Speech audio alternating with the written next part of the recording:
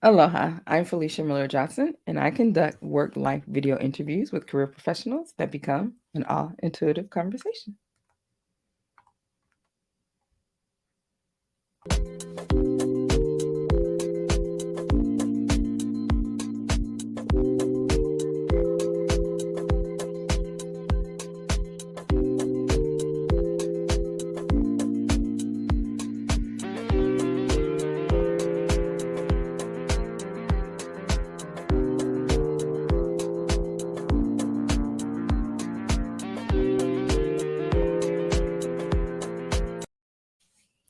Aloha, I'm Felicia Miller Johnson, and I am looking forward to connecting with Jacqueline today. And so, Jacqueline is connecting with me from a hotel room. And so, we are dealing with hotel Wi Fi. So, if we get disconnected or it gets a little gargly, that is what is going on. So, I just wanted to give you heads up of what may happen, but we wanted to proceed with having this all intuitive conversation. So, let's go ahead and bring her to the screen that we can see you. Aloha, Jacqueline. Yay! Hello, hello. And you sound great. So let's Yes, do this. let's roll. Absolutely. Well, thank you so much for being open to connecting with me today. And so what's interesting, what I love is that you have not watched any past episodes of the show. And so you're Yeah, really coming open and really yeah. not knowing about that. So with that, my first question is what sparked you to want to even come on this show? Well, I was drawn to a couple of things. First, as someone whose tagline for life is embrace your awesome, having an awe intuitive, it's like, okay, whatever she does, I've got to know this woman because we're going to be great. And then just having a cursory kind of a breakdown of the work that you do, just picking up your energy is it's so beautiful and expansive. It's like, okay, well, she's going to be my friend now. Um, Love that's that. how it all started.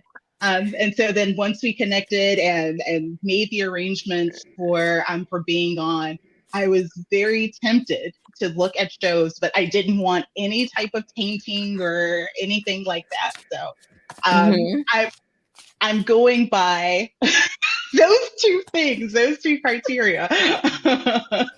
Okay, well, I love that, and thank you so much for the kind words. I love that to hear that my energy aligned and resonated with you.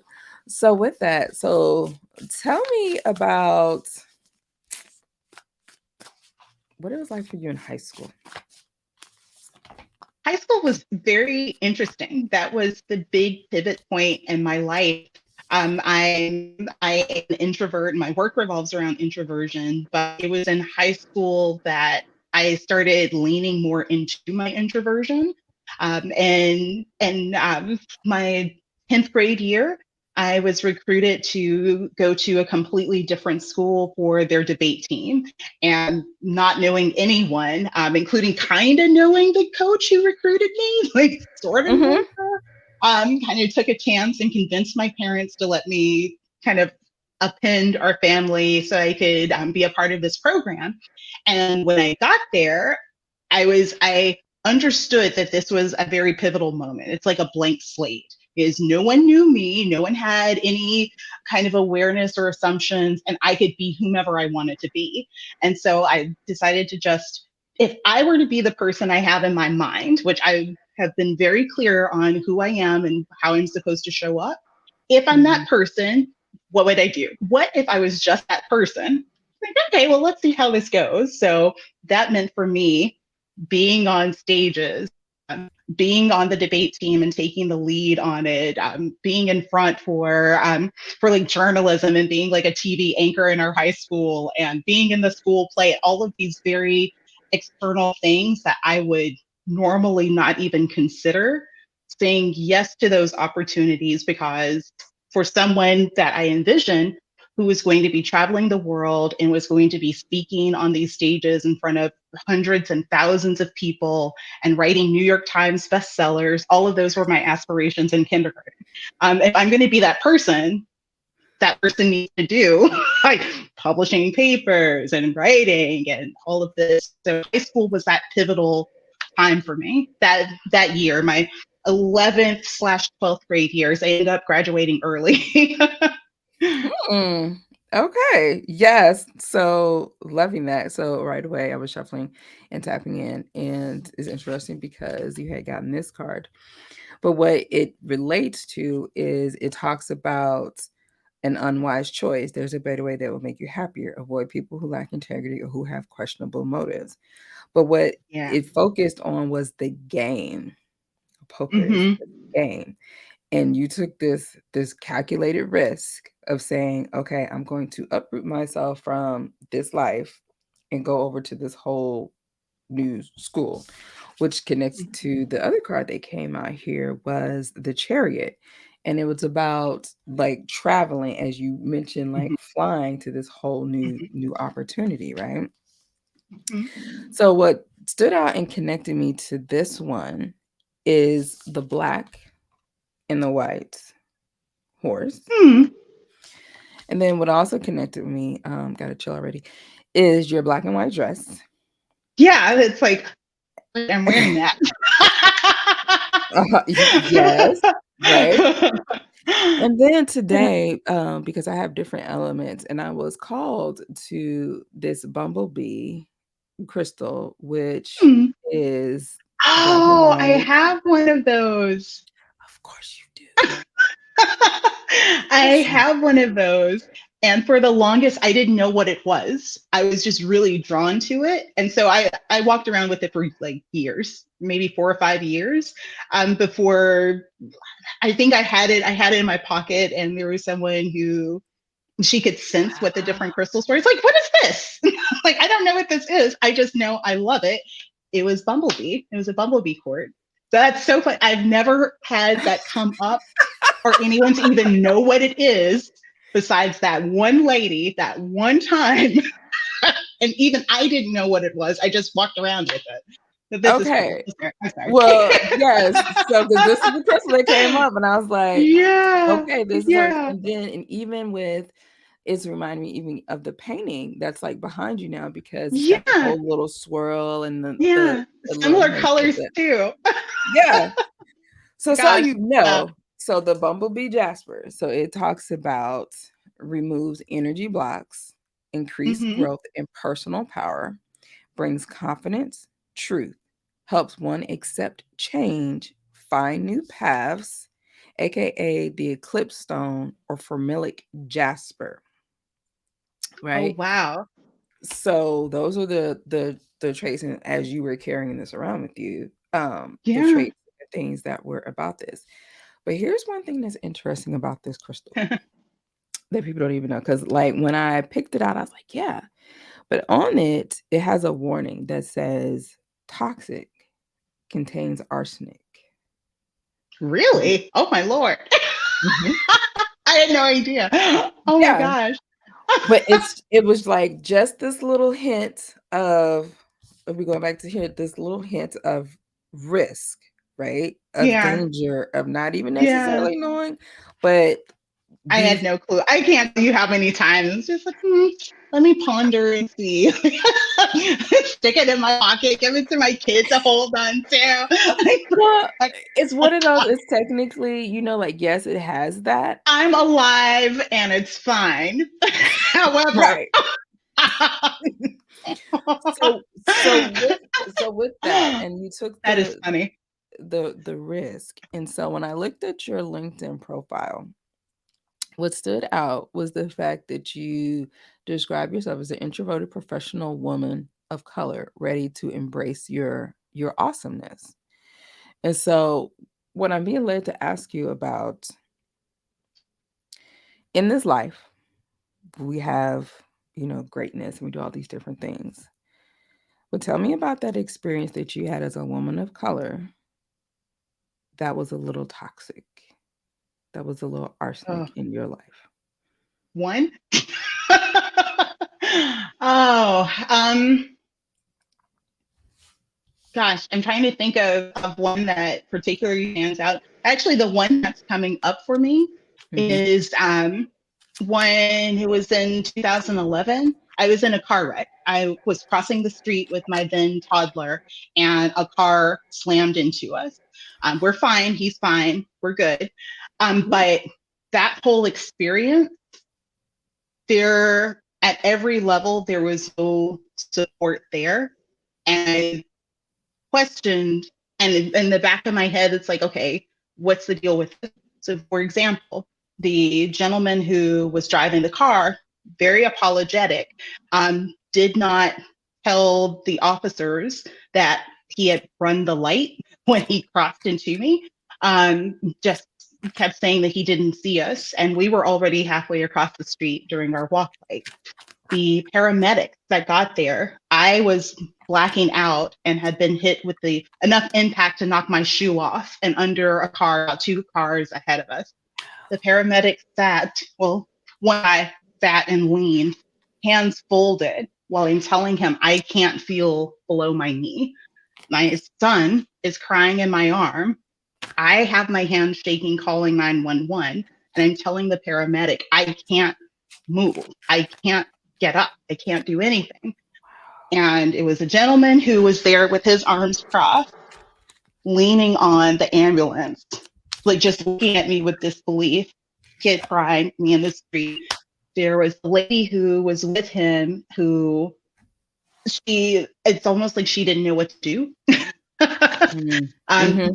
The who took the report and included none of the witnesses who were there. There were at least 4 people that said that they would be witnesses and would tell what they saw. They saw the guy run into us. They took none of that. So at all of these steps of this very traumatic experience, very traumatic, we were the only Black ones there. My son's biracial. We're the only Black ones there. Um, no, at no point was there any real concern for our well-being, for, there's no blood gushing, so you must be fine. Like that was sort of the attitude.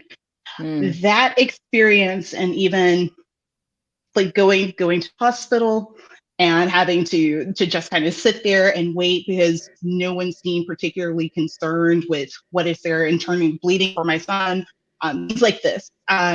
My boss telling him I got hit by a car, I'm not going to be into work tomorrow, and his response is, oh well, when can you be back in? All of these little things from that one experience.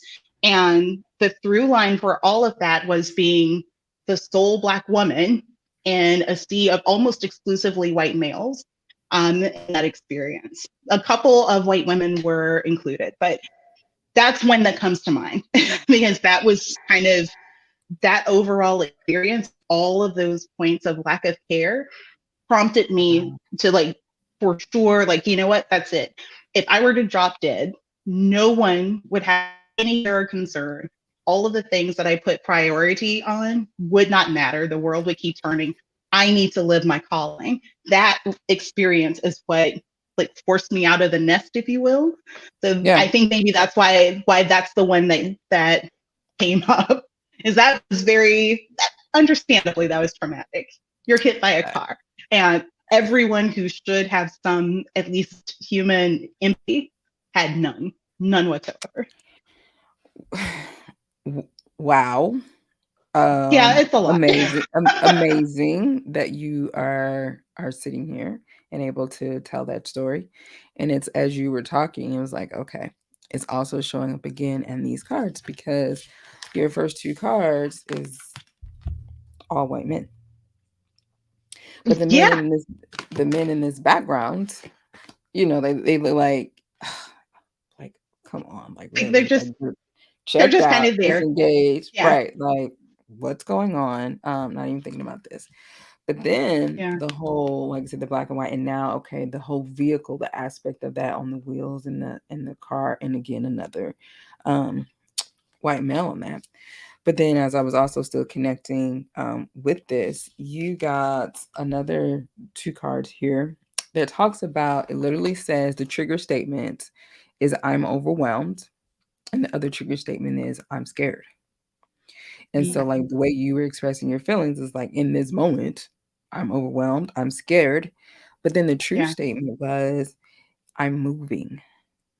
And so, like, when Yeah. you were talking about how I was not, I can't feel my legs. Like, I'm not moving, but the true statement was Hmm. that you are moving because here you are today Yeah. moving. And then the other true statement says, when I'm vulnerable, I'm at my strongest. And so it's Yeah. like hearing you share that even in the midst of here I am laid out, I still got my baby. I still have the Yeah. presence of mind to call this 911. I still even have the Yeah. presence of mind to notice what's going on around me, who's Yeah. engaging, who's not engaging, and all those different things. So even in the midst of being that vulnerable, you still were strong in that sense. And so it's like, Yeah. wow. Okay. Yeah. So I wanted to it's so funny you were talking about moving and like yeah. progress and all of that piece. Before this accident, actually almost a week to the day before this, I Mhm, decided that I was going to give myself a year to leave my full-time job because my job was like this perfect on paper job, but it was not feeding me at all.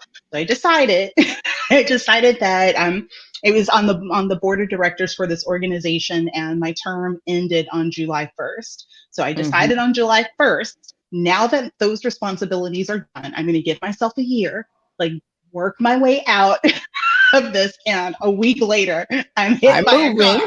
car. I'm moving this. I'm making my progress. I have my plan in place to like be smart about this transition. You know, I don't want to just like do it. I'm going to ease out of it and But making how progress towards that. But then when I had made that plan and then like hit by a car, but also in that convalescing period, that's where almost all of the work that I do, brain work that I do, came mhm, during that point. It came like as a result because I couldn't do anything else. I couldn't walk. I couldn't go to work. I couldn't do like much of anything but just lay there and think. And divine downloads for like now, like 12 years, 13 years later, the work that I do. So it's so funny that you mentioned that because that was me making progress to it. Like, man, God, I just said I'm going to do what you said. Now but see, you if you that's exactly, exactly, but that is how Emmanuel works, right? yeah, Because if nothing else, it gave you this whole out, but it also showed you light. yeah, Like, okay, these people, like I was already thinking like, maybe I need to move on. But the fact that the yeah, response that you got from your accident, it was even more like, you know what? Okay, maybe this is yeah, not the place that I'm gonna have to be because then the other two themes which you just connected to and said is gratitude was the theme at the top hmm of this one, which then led yeah, to passion, which you just shared that in that yeah, situation yeah, that hey, that led me to now this passion that I do have for helping other women in this whole situation. I have my own business, like all of that. hmm And even when you yeah, started, I noticed that when you started to tell that story, everything is fine. I'm thankful that you had yeah, this happen. But it was like yeah, that happened in order to show you and to progress you to where you are, to where you're at, um, yeah, yeah. Wow. yeah. So, yeah. So, with that, so tell me about your coaching or how you're helping Yeah. other women be awesome. Yeah, a lot of the work that I do is very intuitive, and it's been honestly for a long time. It took me a while to lean into that healer intuitive space because it Mhm. doesn't like I don't know how I know what I know, but I know that this is true. Like I don't know First intimate. why I Okay. know this thing about you and that this is the step you need to take. I just know you need to take it. And if you do take it, I know that this will happen, whatever. And it took me a while to like really incorporate that in a very open and intentional way, as Mhm. opposed to okay, well, the normal method of support, where we'll look at many of the women who come to me. They usually come with they feel like they're getting stuck with making presentations or public speaking, but that underlying piece is that they're playing the small game. They're playing the Mm-hmm. game to get by instead of being who they are. Mm-hmm. Yes, I'll help you be comfortable with sharing your voice and getting your message across. Your presentation deck will look flawless. And also, let's get you to a place where you're hearing yourself and you're seeing yourself and you're respecting yourself first. So everyone else then falls in line. And that's like the long and short of my work. That's like kind of ta-da, the end. Uh, that it comes into different areas and other components come into play, but the bottom line of it is women come to me feeling that they don't have a voice or like their voice right for the environment that they're in. And a lot Mm-hmm. of times it's women of color and they're either only the only woman of color, one of very few, let alone Mm-hmm. any other intersectionalities. And going through the process of coaching, it teases out all of these other areas that they hadn't considered. That might be promotions, that might be leaving that company for another one, that might be starting their own business. Mm-hmm. All of that varies, but yeah, that's like the long and short of my work. Well, it connects because at the end of that card for the passion, it says reconnect with your feminine energy and Yeah. pursue something that ignites your fire. Open the gates of your fortress and explore. And then the other card that came out was the desire of like, what is it Yeah. that you want from life? Let's sit down, let's think about it, Hmm. contemplate, um, kind of just go from there. So as Yeah. we connect and think about things, what is it that you desire in your life within the next Hmm. 7 months? Ooh. That's a good one. This is one I've been pondering. Actually, I've been toggling between what it is that I want. The baseline things that I know for sure, I want to have the financial and mental um, security and flexibility to be Mm-hmm. able to navigate however I choose. Being able to travel with my family during the pandemic, during road trips, has been amazing. And I want to do more of that, and have the ability to do more of that and just travel in general. I was born to travel and explore the world. So that's definitely one of the things. And also just being able to in a more intentional way, lay the seed for generational wealth. That's something that's been on my mind very heavily. And it has been for like a long time, but I have to take it more seriously now because my kid is like in high school and it's like, oh, Mm-hmm. well, that happened fast. Like that, you're already in high school. Like, stop. So being able Yes. to yeah, having those seeds so that not just for him, but for my nieces and nephews, and just for me and my husband and for my siblings, like being able to have that financial piece in place so that if we decide to go like absolutely bananas, it's not Mm-hmm. going to really, it's not going to affect us, but it'll create experiences that are then going to contribute to the finances.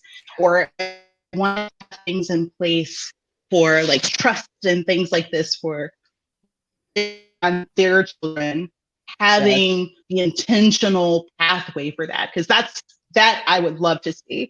I'm just not sure what means to go about doing that. So within the next 7 months, that's something I really desire to have those pieces in place. So that as Mm-hmm. I'm doing the things, it's in that flow for creating that, for those generations. I want 4 generations of wealth. Um, I have no idea how that's going to happen. It's like most things in my life. Like, I don't know how it's going to happen. I just want to do that. Okay. I mean, I'm open to how it'll happen. Let's see how this goes. Okay. So, loving that. So, as you were talking and tapping to the energy, I was like, okay, what is the guidance and support to be able to help Jacqueline at this time?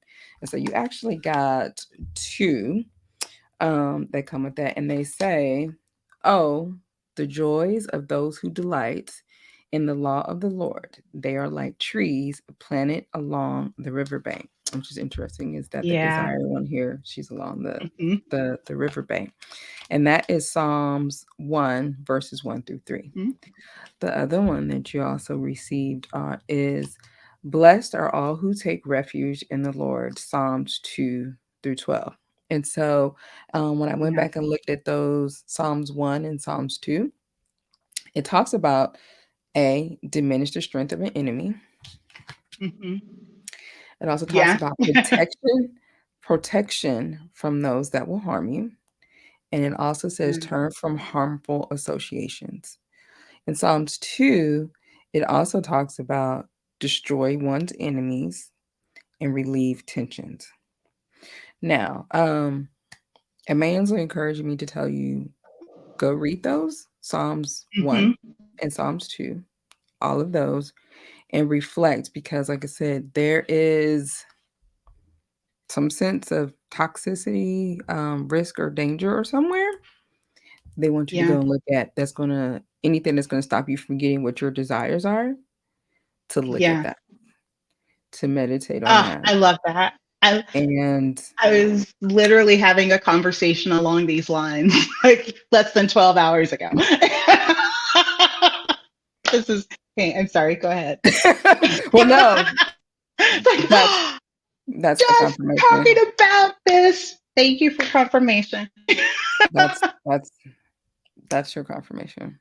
There's something Yeah. that needs to to be removed. Like I said, you're like it goes back to this whole crystal. I didn't have no idea. I'm just a and they're like, Hmm. now be intentional, think about like, oh, and you can have this, but now you know. Yeah. You see what I'm saying? Right. So if Yeah. there's certain individuals, certain people that you just need to have them set aside or something different from you, then that needs to Mhm. kind of happen. But that's the guidance, the confirmation to look at those individuals or people or situations or whatever that is. There's something that's in there that they're wanting you to just thank you, but Yeah. release. So in order to get those joys and the delight and the desires that you want to have in your life. Yeah. I received that. Yeah. And delight, that word, there's hardly anyone who uses that. And that is a word that I often use when I'm working with women and guiding them to embrace delight and pleasure and joy for their sake. Like, yeah, we do things for other people, but what can you do that you enjoy? It's for your own delight, it's for your own joy. And I've been reevaluating where I can add more delight in my life. Like, where are those places? Travel is always one of them, but where are some other places that I can add Mhm. more delight and more joy? Oh, yeah. And removing myself from certain people and situations is definitely one of the places to give me delight. It's a tough pill, but all right. I said I was open to receiving God, so I guess guess I've got to follow through. The lie is gonna come. Is gonna come. As I said the last time, it will come another way. Like, okay, you're not gonna listen. I'm gonna get your attention, really. So, Exactly. It's like, look, you don't believe, so I can show you better than I could tell you. So it's so like, I don't want to do that. I don't want to go through the showing. Let's just stay in the tell phase. Let's just right say, okay, I heard you, got the confirmation. Let's stay in tell. I don't want to show. Stay in tell. there you go. And blessed are all those who take refuge in the Lord. Yes. Well, Jacqueline, it has been such a pleasure connecting with you today. I hope that you were encouraged during our time together in order to live smart and ascend to new levels of success in your work, in your life. Thank you for those that have watched live with us and or who is watching the recording. I too hope that you are encouraged as well. So until we meet again next week, this has been an all intuitive conversation.